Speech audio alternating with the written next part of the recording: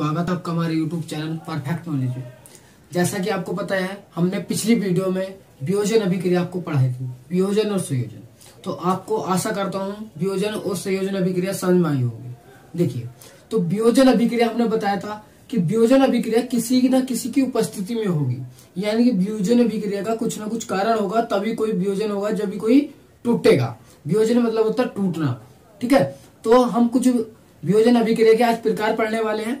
तो वियोजन अभिक्रिया के निम्न प्रकार है। कितने प्रकार है? निम्न प्रकार है, यानी कि कुछ नीचे हैं। वैसे तो बहुत सारे हैं, कुछ जो आपके सिलेबस में वो हम पढ़ा रहे हैं। ठीक है, देखिए, तो हमने लिखा है यहाँ पर, सबसे पहले लिखा ऊष्मा, फिर लिखा है प्रकाश, फिर लिखा है विद्युत। आपको ये तीनों ही प्रकार की अभिक्रिया पढ़नी है।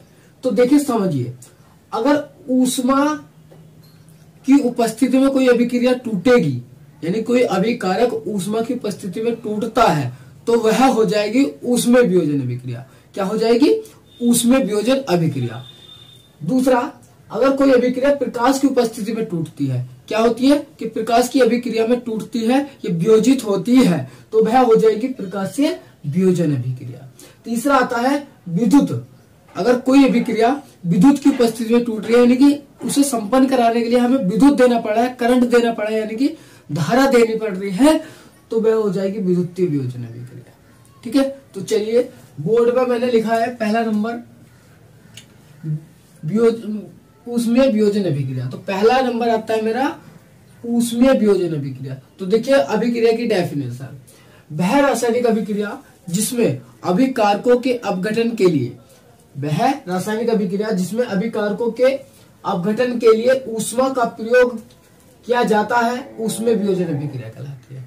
फिर से एक बार सुनेंगे, वह रासायनिक अभिक्रिया जिसमें अभिकारकों के अपघटन के लिए ऊष्मा का प्रयोग किया जाता है, उसमें वियोजन अभिक्रिया कहलाती है। यानी कि वो अभिक्रिया जिसमें हम ऊष्मा का प्रयोग करेंगे, वह कौन सी कहलाएगी? ऊष्मीय वियोजन अभिक्रिया कहलाएगी। ठीक है, क्लियर है? तो एग्जाम्पल देखेंगे, एग्जाम्पल सहित अभिक्रिया पूछी जाती है। आपको 2 या 3 नंबर में अगर अभिक्रिया आती है तो वो एग्जाम्पल सहित आएगी, यानी कि उदाहरण सहित आएगी।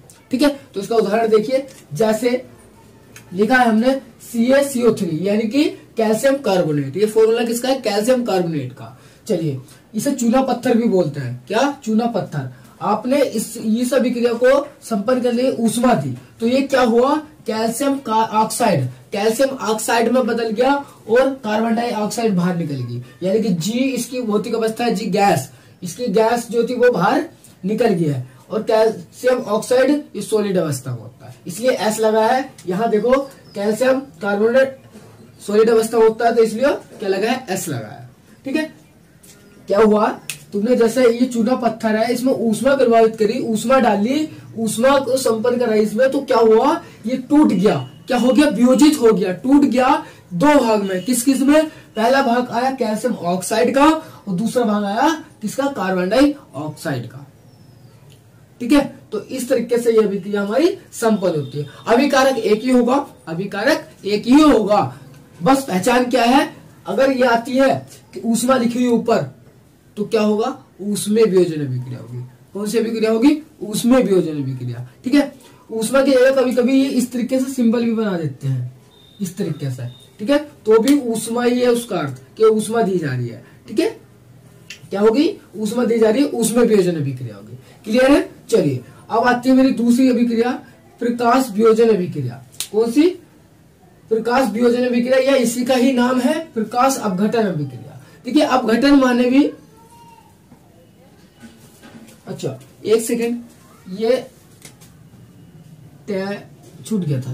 चलिए, अब देखेंगे, है ना? चलिए, तो प्रकाश वियोजन अभिक्रिया या प्रकाश अपघटन अभिक्रिया, देखिए डेफिनेशन देखिए ध्यान से, कि वह रासायनिक अभिक्रिया जिसमें अभिकारकों के अपघटन के लिए प्रकाश ऊर्जा का प्रयोग होता है या प्रयोग किया जाता है, बात एक ही होता है, प्रकाशीय वियोजन अभिक्रिया कहलाती है। कौन सी अभिक्रिया कहलाती है? प्रकाशीय वियोजन, यानी कि वह रासायनिक अभिक्रिया जिसमें अभिकारकों के अपघटन के लिए प्रकाश ऊर्जा, यानी कि प्रकाश का प्रयोग किया जाता है, वह प्रकाशीय वियोजन अभिक्रिया कहलाती है। ठीक है, क्लियर है? देखिए, अगर हम उस अभिक्रिया प्रकाश का प्रयोग करेंगे, संपन्न कराने किसका प्रयोग करेंगे? प्रकाश का प्रयोग करेंगे तो प्रकाश से वियोजन हो जाएगी। कौन सी हो जाएगी? प्रकाश से वियोजन। चलिए एग्जाम्पल देखिए, जैसे हमने लिखा है AgCl 2AgCl, तो ये फॉर्मूला होता है क्या? Silver chloride. क्या होता है? Silver chloride. चाहे तो लिख दूंगा मैं यहाँ पर, क्या होता है ये? Silver chloride. चलिए सिल्वर क्लोराइड। अब तुमने क्या करा है? इस पर प्रकाश डाला, सिल्वर क्लोराइड पर तुमने प्रकाश डाला, प्रकाश यानी कि प्रकाश ऊर्जा, प्रकाश डाला, तो क्या हुआ? सूर्य का प्रकाश। तो क्या हुआ? यह टूट गया, यह टूट गया दो भाग में। किसमें? एक तो Ag है, Ag में, और Cl2। Cl2 हमारी होती है क्लोरीन गैस, क्लोरीन गैस, और ये क्या हमारा? सिल्वर। ये अलग अलग में टूट गया, है ना। तो क्या हुआ? आपने सिल्वर क्लोराइड पर प्रकाश डाला तो यह टूट गया, वियोजित हो गया, यानी कि अपघटन हो गया। क्या हो गया? अपघटन हो गया सिल्वर में और क्लोरीन गैस में। ठीक है, तो ये थी हमारी कौन सी अभिक्रिया? प्रकाश से वियोजन अभिक्रिया। ध्यान रखना, पहचान की बात यही है कि यहाँ पर सूर्य का प्रकाश या प्रकाश लिखा हुआ आएगा, ये नीचे आएगा। कौन सी अभिक्रिया कहलाएगी?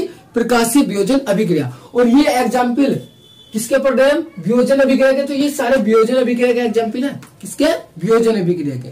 ठीक है, तो चलिए आप इसका स्क्रीनशॉट लेंगे और आप याद कर लेंगे। वेरी वेरी इंपॉर्टेंट है ये, इनमें से कोई न कोई सी पूछ जाती है। ठीक है, और एक अभिक्रिया रहेगी हमारी कौन सी? विद्युत यानी कि विद्युतीय वियोजन अभिक्रिया।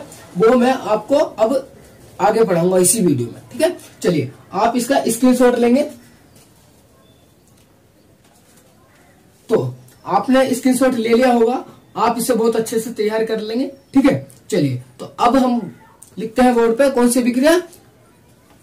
विद्युत वियोजन। लिखते हैं विद्युत वियोजन अभिक्रिया। तो विद्युत वियोजन अभिक्रिया हमने बोर्ड पे लिख दी है, आपको दिखाई दे रही होगी एग्जाम्पल से।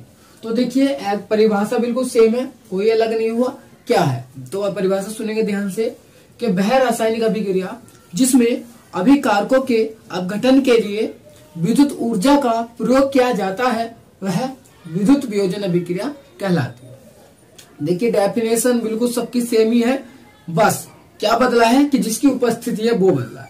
तो देखिए डेफिनेशन आपको क्लियर हुई होगी।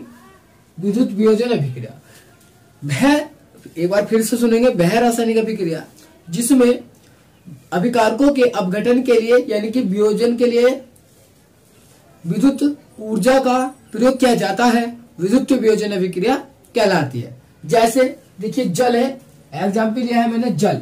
ठीक है, जल में हमने क्या करा? विद्युत धारा प्रभावित करी। क्या करा?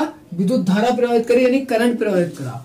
तो ये क्या करेगा? जल दो भाग में टूट जाएगा। एक तो हो जाएगा हमारा हाइड्रोजन गैस, एक हो जाएगा ऑक्सीजन। ये क्या है? नाम चाहे मैं नाम लिख देता हूं। ये जल है, ये हाइड्रोजन है,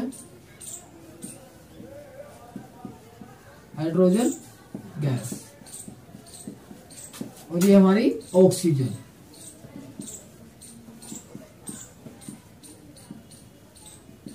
ऑक्सीजन। ठीक है, अगर आप जल में करंट प्रवाहित करते हैं यानी कि धारा प्रवाहित करते हैं तो यह दो भाग में वियोजित हो जाती है, यानी कि दो भाग में हमारी टूट जाती है। क्या? जल। जल दो भाग में टूट जाता है।